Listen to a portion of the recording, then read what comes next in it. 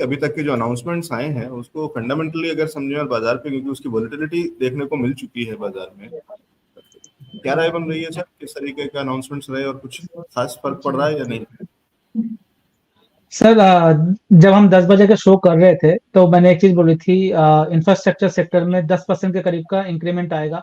Last year 10 lakh crore था और इस बार देखिए आप कितना आया, 11 लाख करोड़ का, 11,0111 रुपए का इंफ्रास्ट्रक्चर बजट बनाया, जो हम एक्सपेक्ट भी कर रहे थे और हमारे दर्शकों को पहले ही बता दिया था। जो 10% के करीब का इंफ्रास्ट्रक्चर में हमें लग रहा है एड ऑन होना चाहिए इस साल के लिए, इस साल के पूरे बजट के लिए। तो अगर मैं बात करूं सर, बजट को डिकोड करने के लिए, डिकोड करते करते हमारे दर्शक को ये मालूम चलना चाहिए कि कौन से स्टॉक्स लेने चाहिए और कहाँ पर इन्वेस्टमेंट की अपॉर्चुनिटीज मिल रही है।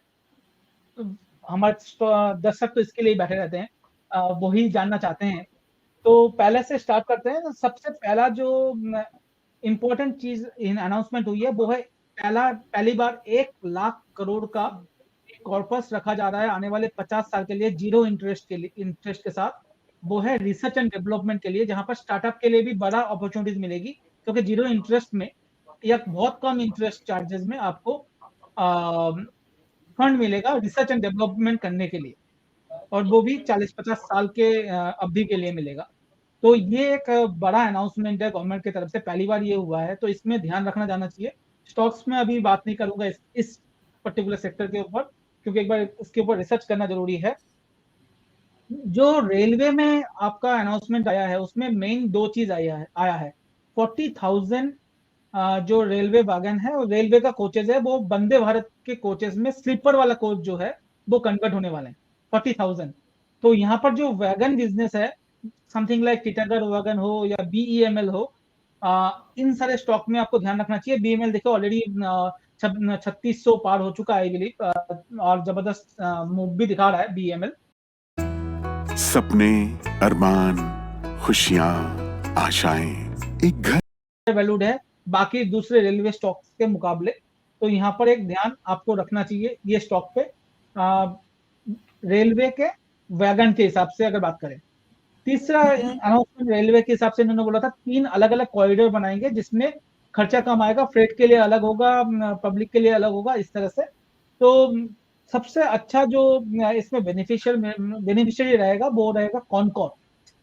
आपको कॉनकॉर अभी तो इतना बड़ा मूव नहीं दिखा रहा, बट कॉनकॉर में आपको ध्यान रखना चाहिए। ये स्टॉक अच्छा आने वाले टाइम पे मूव दिखाना चाहिए ये अनाउंसमेंट के वजह से। अभी शायद 850 860 का लेवल कॉनकॉर में चल रहा होगा, मैं भी खोल लेता हूँ चार्ट।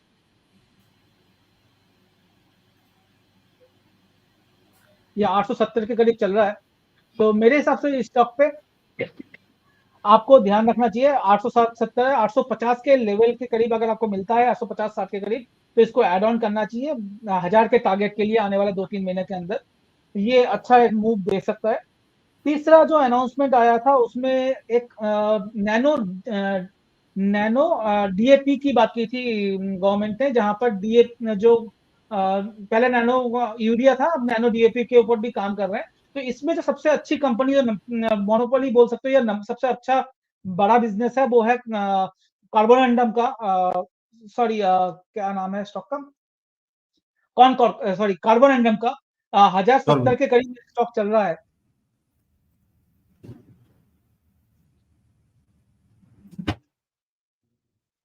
1060 1070 के करीब ये स्टॉक चल रहा है। ये स्टॉक को नजर रखनी चाहिए आने वाले टाइम पे। ये मोनोपोली बिजनेस या उसमें पायनियर बिजनेस आप बोल सकते हो, उस सेगमेंट में है। तीसरा जो अनाउंसमेंट आया है, सबसे अच्छी बात ये हुई है, ये जो वित्तीय घाटा है हमारा, जिसको हम फिस्कल डिफिसिट भी बोलते हैं, ऑन द लाइन है। अभी की बात कर रहे हैं 5.8 है, ये 2024 पे खत्म होते होते इन्होंने बात की है 5.1 लाने के लिए, और 2026 में जो टारगेट है हमारा 4.5, उसके साथ ही लेके आ रहे हैं। तो ये डेटा जो है एफआईज को बहुत अच्छे लगने वाला है। एफआईज जस्ट अब इंतजार कर रहे हैं रिजल्ट का, बजट इलेक्शन रिजल्ट का। उसके बाद मुझे लगता है अगर ये गवर्नमेंट कंटिन्यू रहा तो सेकंड हब आपको लार्ज कैप में बड़ा मूव आते हुए दिखेगा। ये जो फिस्कल डिफिसिट है एक बड़ा पुश देगा एफआईज के फ्लो को और ज्यादा। प्लस अगर हम बात करें और क्या चेंजेस मैंने नोट डाउन किए हैं। एक डेयरी को लेकर के अनाउंसमेंट है लोकेश जी की, comprehensive program for dairy development to be formulated. हाँ जी सर, डेयरी में जो ये कंटिन्यूअस है जो चल रहा था, बट आपको एक चीज इलेक्शन वाइज भी देखना चाहिए। इन्होंने प्रधानमंत्री आवास योजना जो है, अगर आप देखोगे उसमें तो 2 करोड़ घर बनाया है। तो जो छोटी कंपनीज है, अजमेरा रियल्टी, जो छोटी कंपनीज छोटे घर बनाते हैं मेनली आवास योजना के हिसाब से, उन सारे स्टॉक को आपको नजर रखनी चाहिए। जैसे अजमेरा रियल्टी मुझे बहुत अच्छा लग रहा है इस सेगमेंट में, जो 580 के करीब आपको चल रहा है।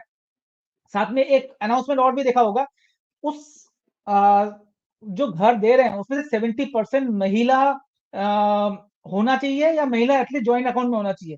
तो इनका जो इलेक्शन में वोट का भी परसेंटेज है महिला से बहुत ज्यादा आ रहा है, तो वो भी यहाँ पर हमें दिख रहा है। जी जी सर। ये कुछ एक खबरें और खबरों के लिहाज से कौन से स्टॉक्स चर्चा में नजर में, उस पर बता दिया लोकेश जी ने। जल्दी से चलते हैं सुहास हाँ जी के